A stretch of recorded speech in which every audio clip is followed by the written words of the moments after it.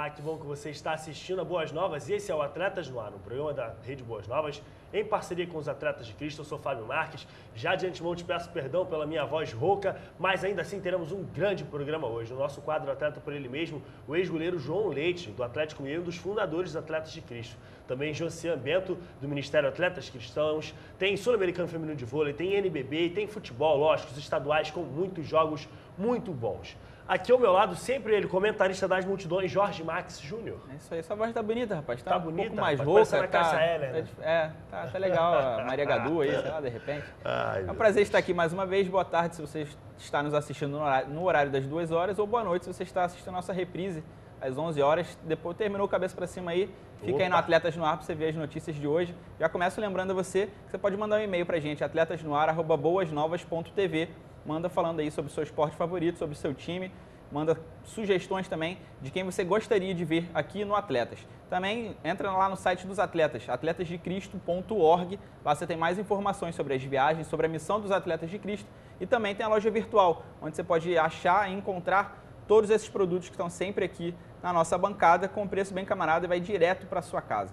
Atletas de Cristo que estarão em missão no meio do ano, estarão indo para os Jogos Pan-Americanos no Canadá. E se você quer se informar mais sobre como participar dessa missão, você pode e deve entrar no site dos atletasdecristo.org. Tenho certeza que você vai encontrar todas as informações para isso.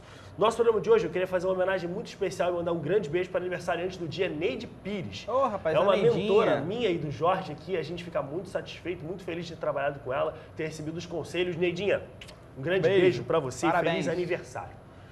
No nosso quadro Atleta por Ele Mesmo de hoje, João Leite, ex-goleiro do Atlético Mineiro e um dos fundadores dos Atletas de Cristo, uma pessoa assim, ó, fantástica, vai dar o seu testemunho hoje. Eu sou João Leite, ex-jogador de futebol, joguei pelo Clube Atlético Mineiro por 17 anos e meio, fui revelado na base do Clube Atlético Mineiro, sou o atleta que mais vestiu a camisa do Clube Atlético Mineiro nos seus mais de 100 anos. Foram 684 jogos como profissional, incluindo os jogos amador da base do Atlético, são 715 jogos. Joguei pela seleção brasileira também, joguei no Vitória de Guimarães de Portugal, no Guarani de Campinas e no América Mineiro. Sou um dos fundadores de Atletas de Cristo, junto com Baltazar, com Eliana Aleixo, Jailton, Jânio, todos eles jogadores de futebol, e Eliana do vôlei, e Abraão Soares da Silva, ex-missionário da Mocidade para Cristo e também um dos fundadores de Atletas de Cristo, seu primeiro diretor executivo. Eu comecei na vila que eu nasci em Belo Horizonte, a Vila Oeste, no time que minha família jogava, Alvorada da Vila Oeste. Já com 5 anos, 6 anos de idade, eu já jogava nas equipes de base desse time de várzea na Vila Oeste. E com 15 anos fui fazer o meu primeiro teste no Atlético, fui aprovado e comecei a jogar na base do Atlético. Eu cresci muito e todos achavam que eu era um bom goleiro. E eu tive, por mais de 3 anos, na base do Atlético treinando e fui profissionalizado em 1976. Naquele tempo eu vivi uma vida totalmente distante de Deus. Foram minhas 2 irmãs que converteram primeiro na minha casa, entregaram o coração para Jesus, e minhas irmãs testemunhavam para mim, falavam do amor de Jesus para mim, e no meio assim de muita luta e com nenhuma chance no Atlético, apesar de ser um jogador profissional, eu era o 4º goleiro reserva do Atlético. Foi no momento da fratura de um dedo que eu tomei a decisão de seguir a Jesus. Foi no dia 31 de março de 1977, eu entreguei meu coração para Jesus. Em outubro daquele ano, eu estreiei como goleiro titular do Atlético, jogando contra o Santos. O Atlético venceu 3-0 no Mineirão e eu já jogava com uma inscrição na minha camisa, Cristo Salva. E depois a CBF proibiu que eu jogasse com essa inscrição. Era uma inscrição pequena e com a proibição feita pela CBF, a imprensa do Brasil inteiro foi a Belo Horizonte e queriam me entrevistar com a camisa Cristo Salva, e fizeram muitas perguntas, filmaram, fotografaram, e no final um dos repórteres perguntou para mim: e agora, João Leite? mandaram você tirar Jesus da sua camisa, o que você vai fazer? Eu disse, olha, da minha camisa eles podem tirar Jesus, mas do meu coração não, eu vou seguir Jesus para sempre. E aí eu passei a entregar Bíblias dentro do campo.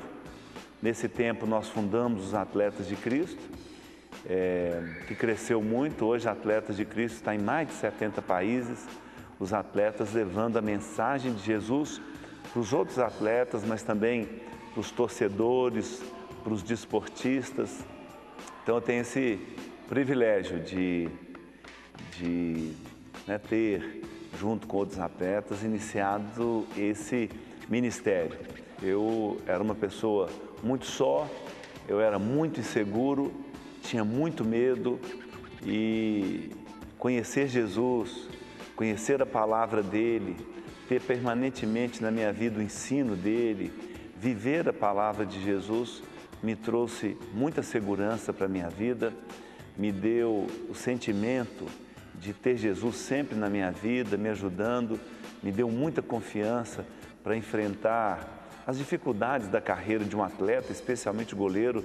É uma posição muito ingrata no futebol, e eu passei muitos momentos difíceis, e naqueles momentos difíceis da minha carreira eu sentia Jesus comigo. E fez toda a diferença. Fez diferença na minha carreira como atleta, fez diferença na minha vida como pessoa. Jesus me deu uma esposa maravilhosa, eu e Eliana estamos casados há 35 anos, nos deu filhos, temos agora a nossa primeira neta, e foi Jesus que transformou a minha vida, a vida da Eliana, e nos deu essa alegria. Jesus fez assim, não é? Com aqueles que fundaram Atletas de Cristo. Nós somos uma geração que o Senhor alcançou, não por méritos nossos, não é? Mas pelos méritos de Jesus mesmo. Eu tenho certeza que Jesus amou o mundo de tal maneira que viu que este mundo amaria o esporte. Eu tenho certeza que Jesus me alcançou os outros atletas para chamar a atenção do mundo e para que levássemos esta mensagem dele às pessoas. Ele me usou e tem usado os atletas para que o mundo conheça o amor dele, Jesus, através dos atletas, o esporte que o mundo ama tanto. O início foram muitas barreiras.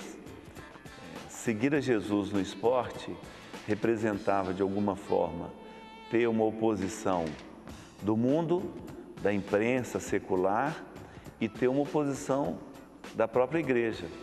Não era entendido naquela altura que alguém pudesse não estar na igreja no domingo, estar no campo de futebol jogando no domingo. Era muito difícil. Não me esqueço de um jogo que eu fui fazer pelo Atlético, no Nordeste brasileiro, e eu tomava atitude sempre, depois de qualquer jogo, onde eu estivesse, eu iria a uma igreja. E naquela igreja específica, naquela noite, depois de um jogo no Nordeste brasileiro, alguém me reconheceu na igreja, eu era muito novo na fé, e o pastor me chamou para eu dar um testemunho na frente da igreja. E eu falava pouco, mas dei uma palavra, eu vi que o pastor gostou, os irmãos também, e o pastor então pede a um irmão mais antigo da igreja para fazer uma oração por mim. Disse para ele, faça uma oração por esse jovem. E a oração daquele senhor foi mais ou menos assim: Deus, tira esse jovem desse emprego do diabo e arruma outro emprego para ele. Claro que eu não falei amém, porque eu tinha certeza que Deus me queria no futebol, levando a mensagem dele. Muitos atletas naquela altura sofreram muito. Depois tinha também a resistência da imprensa, tinha a resistência dos diretores. Naquela altura havia um pacto muito grande do futebol com a superstição, e com os ídolos, com as imagens, e muitas vezes queriam que eu me submetesse àquilo. Eu nunca aceitei. Então, lamentavelmente, antes de alguns jogos eu estava dentro do banheiro orando sozinho, e meu time estava em volta de um ídolo, e o presidente, os diretores achando que eu ia dar muito azar para o time, que nós íamos perder o jogo, porque eu não aceitava participar daquele evento ali com aquele ídolo. Depois, mais tarde, era praticamente um complô, porque muitos jogadores começaram a entregar o coração para Jesus e eles entravam junto comigo dentro do banheiro para a gente orar juntos, enquanto os outros estavam ali ao lado de um ídolo, ao lado de uma imagem, e nós estávamos dentro do banheiro fazendo a nossa oração, pedindo ao Senhor para nos abençoar no jogo. Foi sem dúvida um tempo muito difícil, mas eu queria testemunhar que o Senhor Jesus nunca me abandonou, especialmente me deu muita coragem para enfrentar todas as adversidades. Eu sou o João Leite e também sou atleta de Cristo.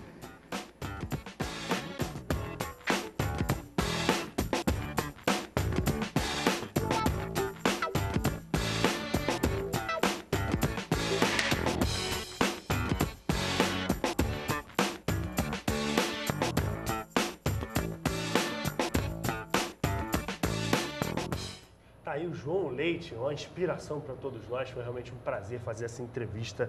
João Leite, que foi um grande goleiro, né, Jorge? Grande goleiro, você pôde ver alguns lances ali, a gente não tinha tantos lances de gols, porque... São antigos, né? As imagens era um pouco complicado, a internet não tem tantos registros daquela época ainda. De qualquer forma, deu para perceber em alguns lances ali a qualidade dele e o pioneirismo, né, dele quanto atleta de evangelizar os seus colegas, né, os próprios jornalistas. Você viu ali como os tempos mudaram, né?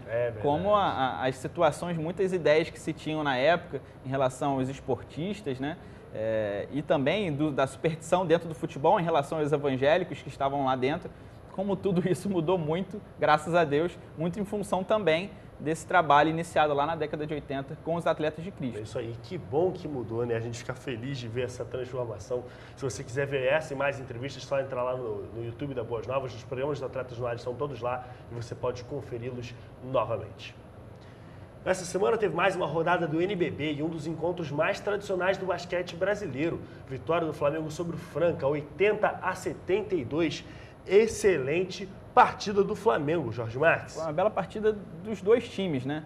O Flamengo conquistou a vitória aí por 8 pontos de diferença, mas durante toda a partida foi um placar bem equilibrado, coisa sempre de 1, 2 pontos de diferença.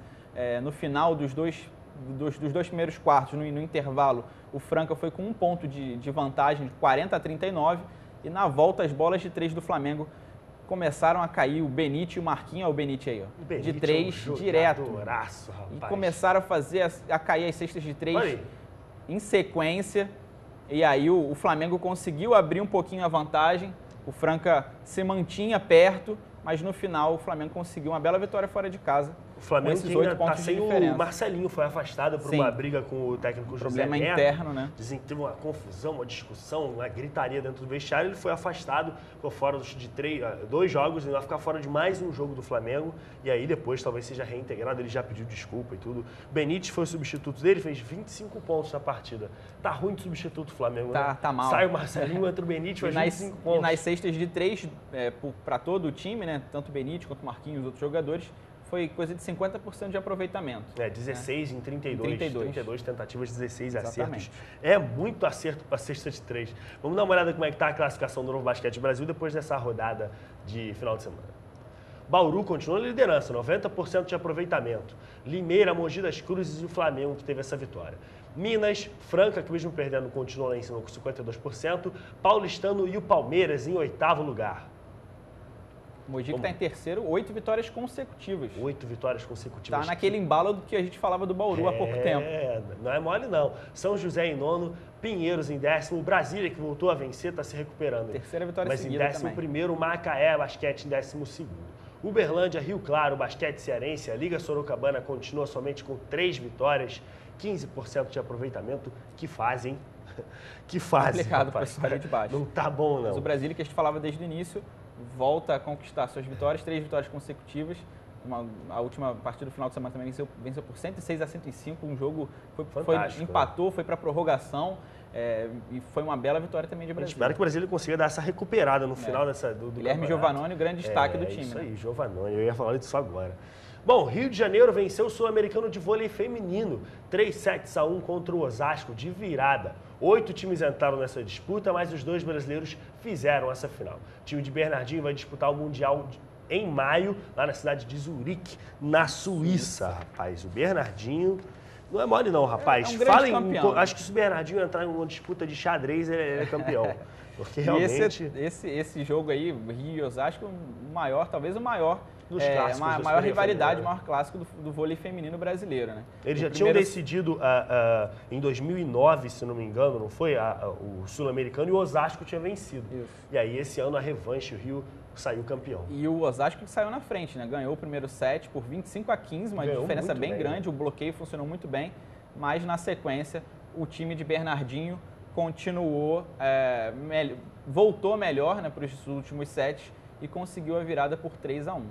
Parciais de 25, como a gente falou, 15-25, né? Depois 25-20, 25-21 no último set. O Osasco estava totalmente entregue. 25-14, partidaça da Fofão e da Gabi. Fizeram um jogo, assim, fantástico. A Fofão é uma jogadora, assim, que eu não canso de assistir. Sem brincadeira. A Fofão tem uma qualidade para levantar de frente, de costas. Um dos lances, acho que ele nem tá nesse aí, mas a bola vem por cima e ela finge que vai levantar e tira a mão. As jogadoras estão preparando o bloqueio no canto da rede, a bola passa e cai. Bom, só para a gente não deixar passar o registro, a Universidade San Martín do Peru foi o 3º lugar, a Vila Dora da Argentina foi o 4º lugar. Esse é o 2º título sul-americano do Rio de Janeiro, que em 2013 venceu a Universidade César Vallejo. E aí se consagrou campeão também em 2013. É o 2º título do Rio de Janeiro, bicampeão sul-americano. Parabéns para o Bernardinho, para todas as meninas do Rio. Era difícil de imaginar uma outra final tendo 7 campeões olímpicas nesses 2 times, né? 7 campeões. Muita gente boa. Muita gente boa junta. A gente vai para o intervalo e na volta tem o nosso quadro Atletas em Campo. Claro, tem muito mais para você. Não sai daí que a gente volta já já.